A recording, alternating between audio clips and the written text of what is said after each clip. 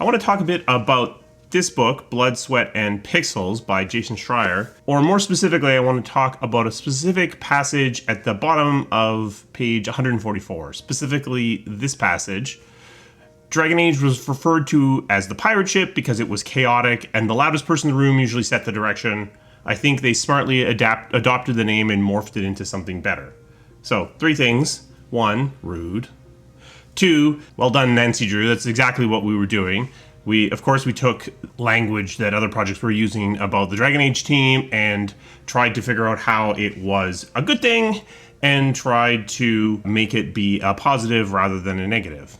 But 3, I actually think it is a positive, and now I'm going to talk about why I think it's positive. After this language was swirling around, mostly it was the something that the Mass Effect team was saying about the project, I made a PowerPoint presentation which basically said this. It said, Mass Effect is the Enterprise, we're a pirate ship, let's talk about why that's a good thing. I don't have that PowerPoint, but let's see if I can paraphrase basically what I said and also actually extend my thinking. I think I actually believe this even more strongly now than I did at the time back in 2012, 2013. So when we compare the Enterprise versus the pirate ship, what you see in a pirate ship is that a pirate ship has a much flatter hierarchy. There's a lot more channels of communication up to the captain. For me, that's what I want. I want that pushback. I want people who are going to tell me when they think that I'm being an idiot, or they think that something else is wrong,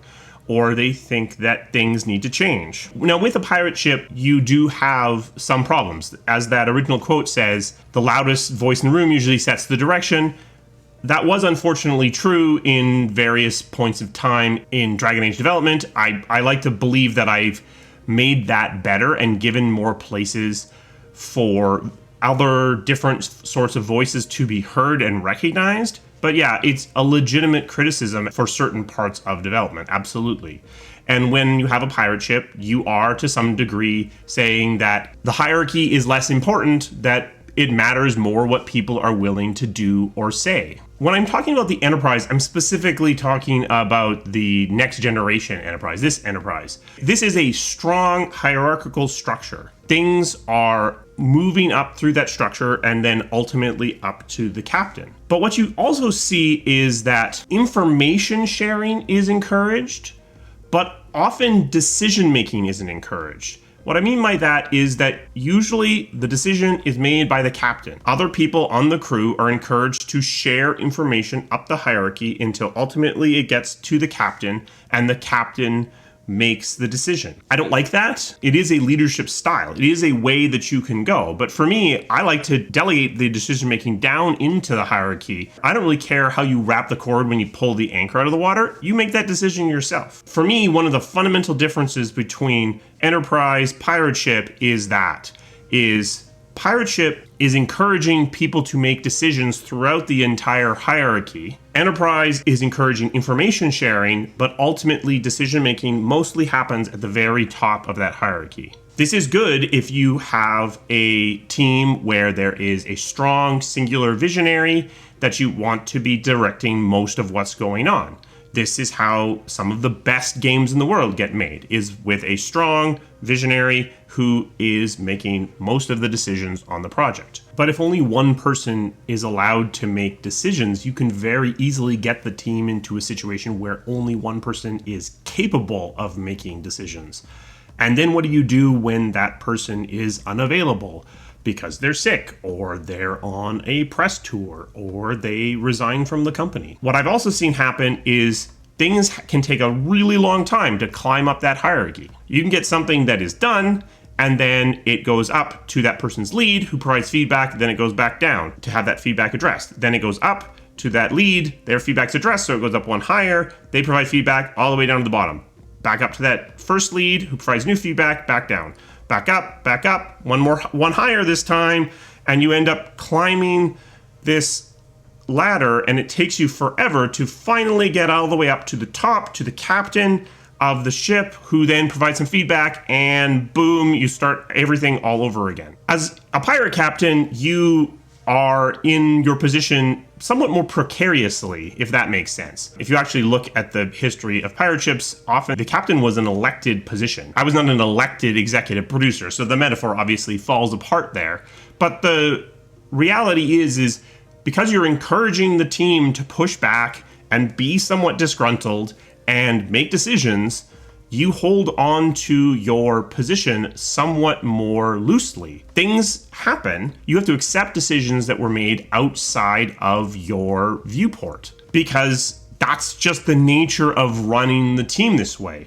Decisions get made. Maybe they're not the decision that you would make, but you have to accept them because that's the team expectation that you have set. And to do otherwise is to potentially start a revolution. But what you get for your troubles is a team with greater robustness, a team that can take a hit and respond to that, because there's lots of parts of the team that is able to react and respond to what's going on. You have a team that's going to tell you when you're steering towards the rocks, and in some cases, maybe even go so far as to try to wrestle the steering wheel out of your hands to keep you from going into those rocks.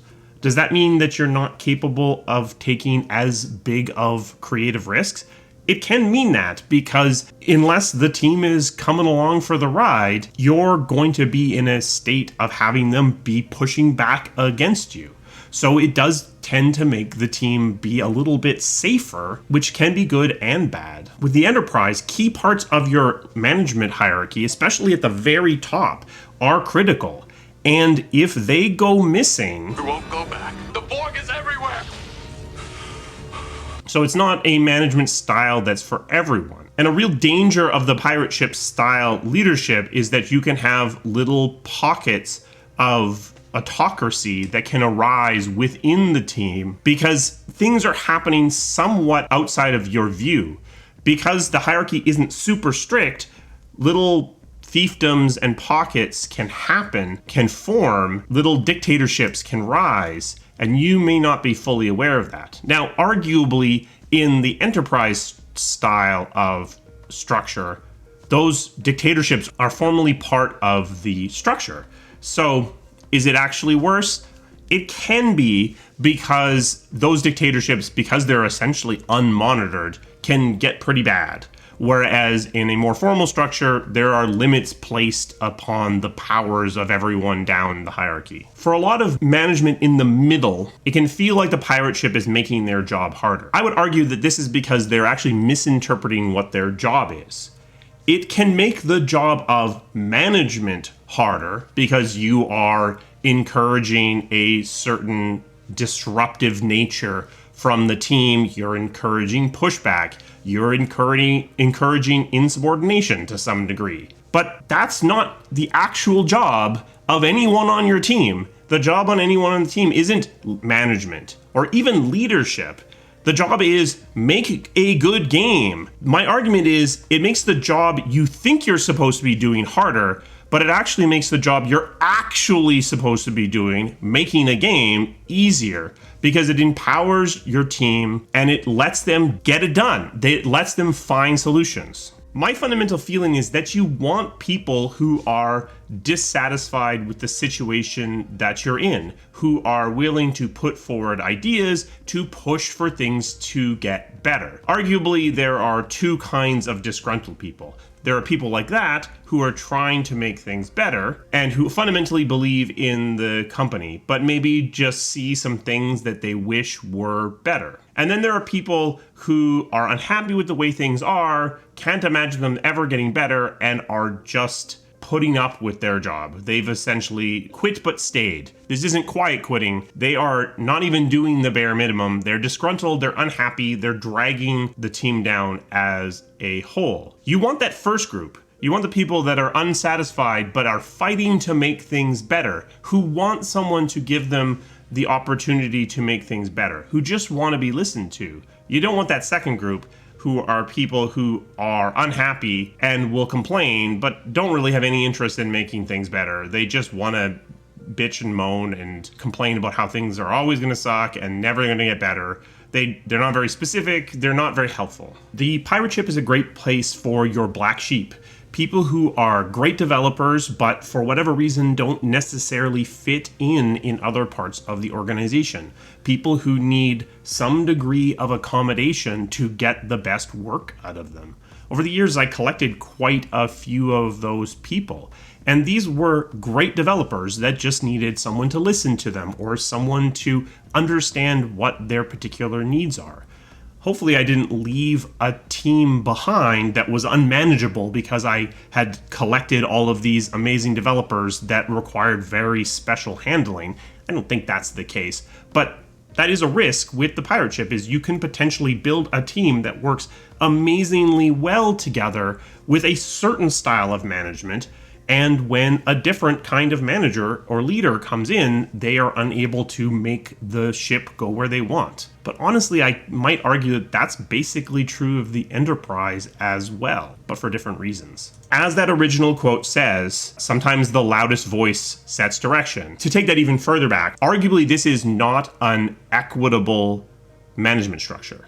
This is a structure that can cause people in different positions to have difficulty getting their voices heard. And one of the primary things that I've focused on for the last quite a long time was to try to figure out ways to elevate the voices of different people within the team, to find ways where their voices could be heard inside a structure which is fairly chaotic and can reward loudness as an attribute. But honestly, again, that inequity is really obvious in the pirate ship structure. But in an enterprise structure, in a strong hierarchy structure, those inequities arise as well. But in that case, often the inequity arises because of who ends up getting promoted. So you actually have that inequity almost formalized into your structure, because that loudest voice or that person who plugs in just a little bit better is the one who gets promoted, and they end up one place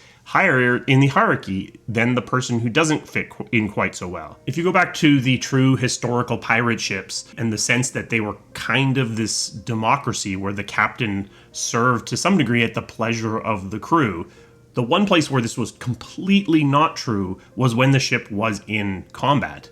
At that point, the captain's authority was absolute, and everyone just had to follow along with what they were saying, which is absolutely what you want and need in that situation. This is kind of the same thing that happens when you are in the finally process of a video game project. One of the reasons why I push so hard for projects to start the triage process early is when you're finaling, you are using triage as that direct control over the project, where people just have to listen to what you are saying. But if you haven't established the norms earlier, when things are a little looser, when you try to jam that onto the project at the very end, you potentially are just going to break the team apart and not actually accomplish what you're trying to do. If it's not obvious which side of this I'm on, let me just do this. So obviously I'm on the pirate ship side of this one. This is the way that I've led all of my teams. There are problems with it as a style of team, but I think they are manageable. If you are someone who is a strong visionary who thinks that vision needs to be set by a singular voice, then this is probably not the style for you. But this is famously how The Incredibles got made. A team of black sheep and disgruntled employees working together with something to prove and making one of Pixar's best movies. Think about it. I think it's a great structure. I think that it came into being consciously for me because of a negative label from another project. But I honestly think, as I've lived with it, as I've chewed on it for the last 10 years, I actually believe that this is a great structure. Think about it, it's not for everyone. Special thanks for my members. They provide the resources that this channel needs to keep running. If you're interested in becoming a member, there's a link to that down in the description. If you enjoyed this video, give it a thumbs up, because that will tell YouTube to share it with more people. We have a merch store, and you can buy this wall hanging there if you are interested. There is a shelf below this video to check it out. Do you think that this is just me continuing to rationalize a negative label that was put upon me 10 years ago? Do you think that hierarchy is the only way to go? Do you even support empowering your individual devs? Or do you think that all feedback and all work needs to be constrained within a box? Let's talk about that down in the comments. I will see you again soon. Thank you.